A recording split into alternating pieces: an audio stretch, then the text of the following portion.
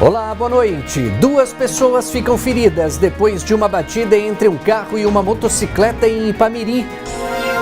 Rapaz é arrastado por um ônibus e morre em cidade ocidental no entorno de Brasília. Cantor Wellington Camargo sai da cadeia depois de assinar um acordo com a ex-mulher. No futebol, o craque perde de goleada para o Vila Nova. E o time catalano voltou aos treinos e se prepara para enfrentar o Iporá. O Novo Horizonte também treina para o próximo jogo. O time de Ipameri vai jogar contra a Anapolina. Mais um trecho de obras na BR-050 aqui na região é liberado. E nós vamos mostrar a história de 2 homens que viajam pelo mundo em um Fusca. O Jornal Anhanguera, segunda edição desta sexta-feira, está começando.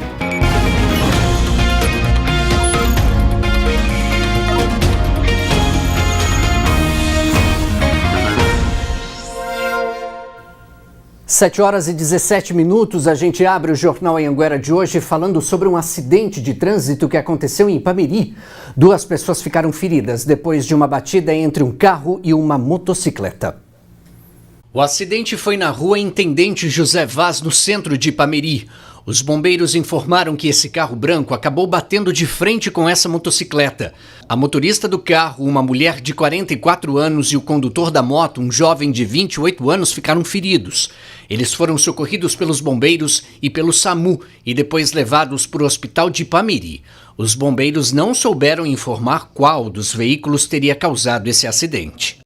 A mulher que ficou ferida aí nesse acidente recebeu atendimento médico e já teve alta do hospital. Já o jovem que estava na moto precisou ser transferido para um hospital de Goiânia.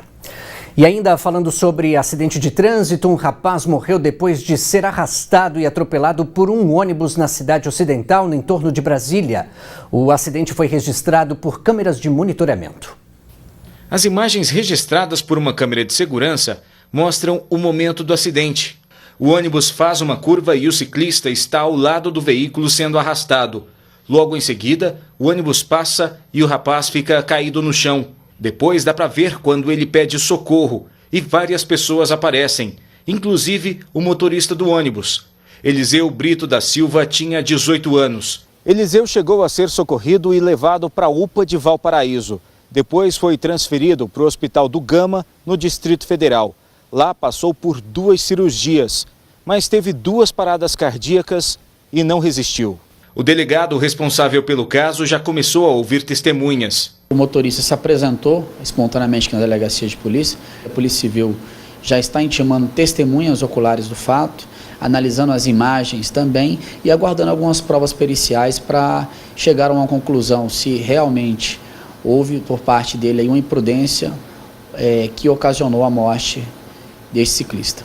O advogado que representa a UTB disse que a empresa lamenta o ocorrido e que está prestando toda a assistência à família. A empresa, até o momento, graças a Deus, correu atrás lá, está dando toda a assistência, arcando com funeral e despesas básicas necessárias lá, até que se tenha uma conclusão final, até pela polícia mesmo, a respeito do que ocorreu de fato, sobre quem recai essa culpa. A família está inconformada com o que aconteceu. Eliseu era o único irmão da Dayana. Eu espero que a gente consiga ter justiça. Não é nem por questão de dinheiro, de nada, é por questão de não ficar impune. O corpo do jovem foi enterrado hoje à tarde na cidade ocidental. E agora a gente muda de assunto. O cantor Wellington Camargo, irmão da dupla Zezé de Camargo e Luciano, saiu da cadeia ontem. Olha só, a justiça, né? A decisão da justiça de soltar o Wellington veio depois que ele assinou um acordo com a ex-mulher para parcelar o pagamento da pensão alimentícia de um dos filhos. Wellington Camargo foi preso na terça-feira à noite em Goiânia. Segundo a advogada da ex-mulher do cantor, o processo corre na justiça desde 2009. Na saída do complexo prisional, Wellington Camargo falou sobre o problema da pensão de um dos filhos e comentou também que teve com o médium João de Deus no complexo prisional. Eu tive, mas infelizmente é uma coisa particular dele, né? Sim.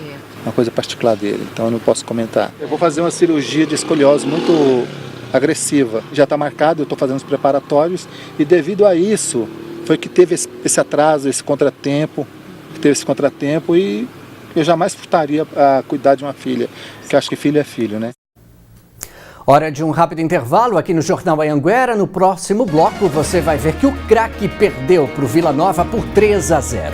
E nós vamos mostrar também que os times aqui da nossa região estão se preparando aí para a rodada do fim de semana do Campeonato Goiano. Fique com a gente, até já!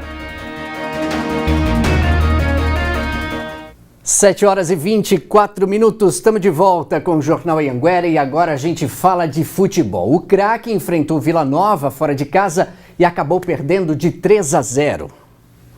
A partida foi no estádio Onésio Brasileiro Alvarenga, em Goiânia. O primeiro gol do time da casa veio logo no primeiro tempo, depois de uma cobrança de escanteio.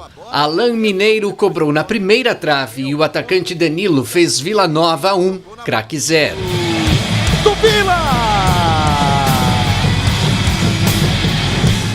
O segundo gol do Vila Nova também veio depois de uma cobrança de escanteio. Alain Mineiro mandou a bola na cabeça do Wesley Matos, que ampliou o placar. É do Vila! E no segundo tempo teve o terceiro gol do time da casa. No rebote do chute de Alain Mineiro, Capixaba aproveitou e mandou a bola para o fundo da rede. Do Vila! O resultado só não foi pior para o time do Craque porque o goleiro Bruno evitou uma goleada daquelas. Capricha, garoto! E ficou nisso. Vila Nova 3, Craque 0. Olha, e agora à tarde o time do Craque voltou a treinar. Isso porque aí o time já entra em campo nesse domingo aqui em Catalão. É hora de conversar bastante. Momento de tentar entender o que tem acontecido de errado na equipe do Craque. Mas a gente sabia que a dificuldade existia, principalmente jogar com um adversário que tem um nível muito elevado. A gente tinha que ter um pouquinho mais de atenção. Não adianta ficar lamentando, né? O campeonato, a competição não deixa de você ficar lamentando ou comemorando as vitórias também. Eu acho que a gente precisa continuar trabalhando. São 4 jogos, né? Nós dividimos no meio aí, 2 vitórias e 2 derrotas. Se a gente quiser realmente continuar vivo na competição, precisamos vencer o adversário em casa domingo, mas saber vencer, que não se vence de qualquer jeito. Essa foi a segunda derrota seguida do Craque, por isso não pontuou mais. Com 6 pontos na tabela, perdeu a liderança do Grupo A, caindo para a 3ª posição e está na 6ª colocação na tabela geral do Campeonato Goiano. Os jogadores do Craque estão treinando duro, são treinos táticos e físicos para reabilitar a equipe que tem sentido muito desgaste físico. Todas as equipes, né, do campeonato vêm com um desgaste grande em função de estar jogando quartas e domingos, né? E além disso, o resultado do último jogo não foi o que nós imaginávamos. Então, além do desgaste físico, existe também o desgaste psicológico. Mas o objetivo da comissão técnica é recuperar esses atletas. Além de suar bastante a camisa para se reabilitar em campo, o time do Craque tem se esforçado para recuperar o prestígio entre os torcedores, que estão chateados com a situação do time. Tem que jogar bastante, tem que entrosar mais para esperar domingo agora que venha o Iporá e a gente venha com a bela vitória, né? Tem que recuperar a confiança. Tem que recuperar, e agora vai ser em casa, né? Aí tem que mostrar futebol agora, né? Entrosamento e tudo. Para a próxima partida contra o Iporá, que vai ser no estádio Genervino da Fonseca, aqui em Catalão, a comissão técnica do Craque tem pensado em mexer no time, mas ainda nada definido. Alguns jogadores têm que ver quais as condições físicas deles, porque nós jogamos ontem e vamos jogar domingo. Nós vamos tentar buscar quem estiver inteiro para poder dar uma resposta positiva nesse jogo de final de semana.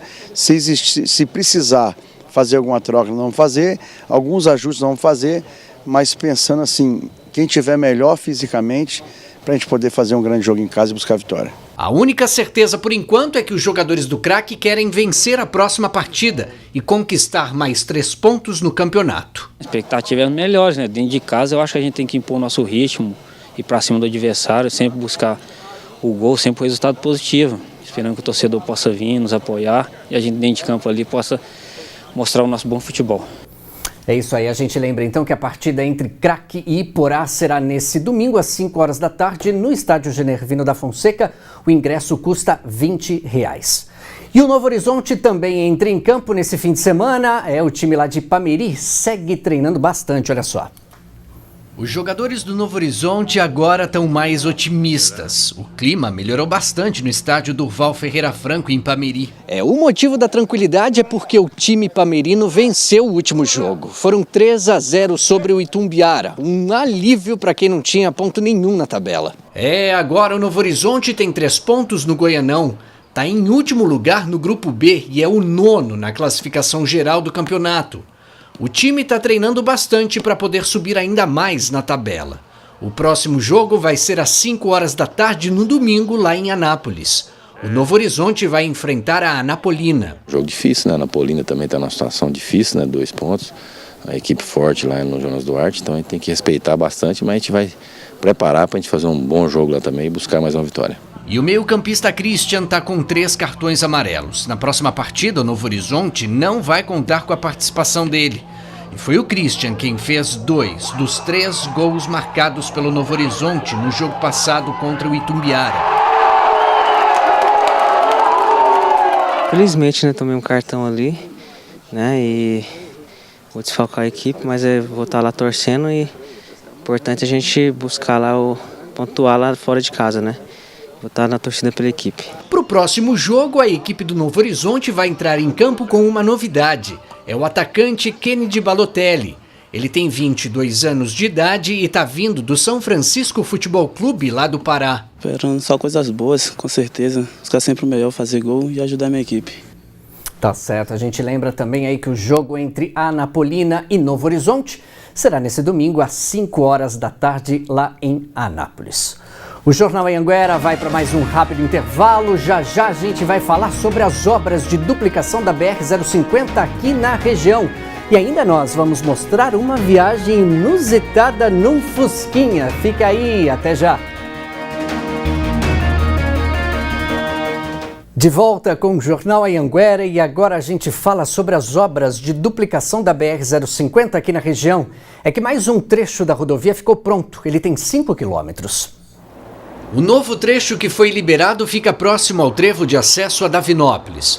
Agora, dos 218 quilômetros da BR aqui na região, 167 já estão duplicados. Faltam aproximadamente 50 quilômetros que devem ficar prontos até junho do ano que vem. Com essa liberação, o retorno do trecho precisou ser interditado temporariamente. Com isso, quem vai de Catalão sentido Pires Belo precisa ir até Davinópolis para fazer o retorno. A duplicação no perímetro urbano de Catalão deve começar nos próximos meses. O trajeto está em fase de análise. Toda essa melhoria aí na BR-050 está sendo custeada pelos próprios motoristas que pagam pedágio. Agora, me fala uma coisa, o que te faz feliz, hein? Olha, a felicidade para um rapaz lá de Balneário Camboriú vem das viagens que ele faz na companhia de um cachorro da raça Golden Retriever. Eles estão, sabe onde? Lá em Goiânia, visitando um amigo que também fez a mesma viagem que essa dupla. Olha só. Se segure, porque é uma daquelas histórias que pode te deixar balançado. E ele fez uma viagem que eu quis fazer, que é conhecer o Ushuaia, o ponto extremo da América do Sul.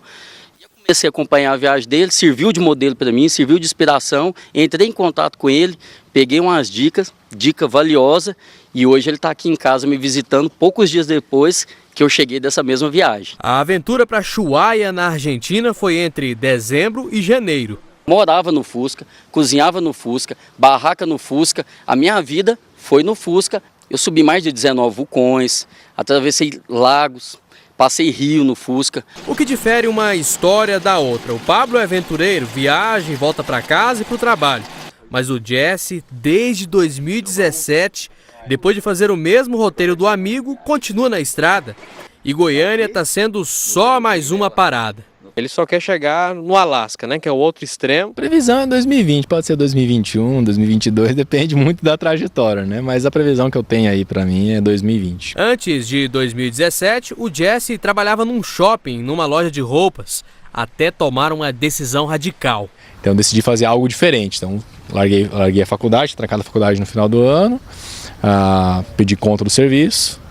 Decidi vender tudo que eu tinha e cair na estrada. Jesse tá morando no carro, batizado de Dodongo. E como o Churastei tem aproveitado a vida de turista. É cada viagem boa para cachorro. Na hora que ele chegou lá no Ushuaia, ele correndo, brincando na neve lá, pra ele que lá é o paraíso. Como é que ele fica no carro assim, quando você espera? Ele vai dormindo, não é nem pra conversar com o cachorro porque ele vai dormindo, ele tá super acostumado, já é a casinha dele, ele entra ali e vai dormindo. E para você viver coisas especiais, você não tem que ter medo, você tem que ter vontade de realizar. A gente tem que buscar aquilo que te faz feliz. Se vai ser uma viagem, se vai ser uma vida na estrada, se vai se mudar de um emprego, não importa, você tem que sair da sua zona de conforto ali, que não está te fazendo feliz, e buscar algo que vai te fazer feliz, né? É, isso aí, muito legal essa história, né, gente? Olha, eu quero dizer pra você que a minha felicidade é que eu vou folgar esses próximos 2 dias e eu vou voltar na segunda-feira, então, aqui no Jornal Anhanguera, segunda edição. A gente vai ficando por aqui, uma boa noite pra você, um bom fim de semana. Tchau, tchau.